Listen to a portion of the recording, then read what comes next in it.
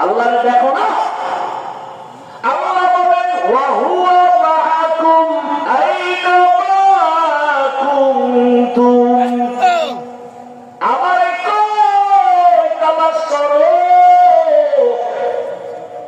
আমি তো তোর কাছে। তোর চোখ নাই? খেয়াল কর, ধ্যান কর, সাধনা কর। দীর্ঘ 40 বছর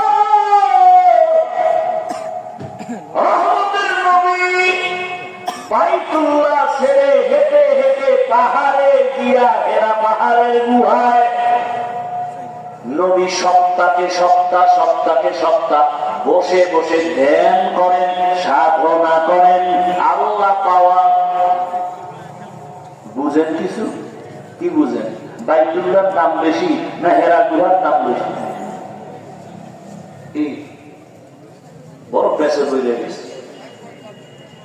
বাইতুল্লাহর দাম তো বেশি কোরআনের আয়াত দিয়া, ইন্না আউওয়ালা বাইতিন উযিআ লিন-নাস লাল্লাযী বিবাক্কাতা মুবারাকাও ওয়া হুদা মুবারাকাও ওয়া হুদাল লিল আলামিন।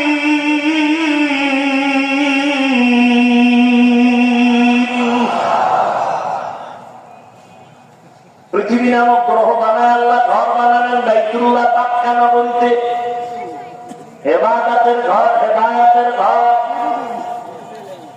যেই বাইতুল্লাহ এরিয়ার মধ্যে ঢুকে একবার যদি বলে আল্লাহ, 1,00,000 বার আল্লাহ বলার সওয়াব।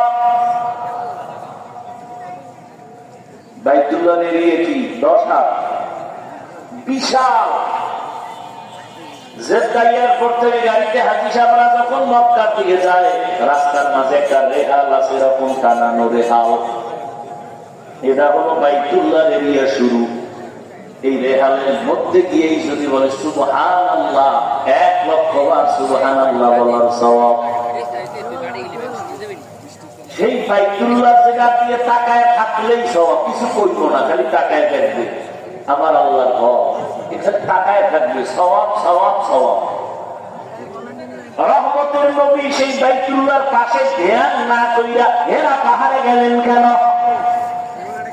আল্লাহর জাতের কসম, এই প্রশ্নের জবাব যদি আমাদের দেশের মৌলবীরা ভালো করে জানতো, তাহলে আল্লাহওয়ালার খামেকার বিরুদ্ধে কথা বলতে পারত না।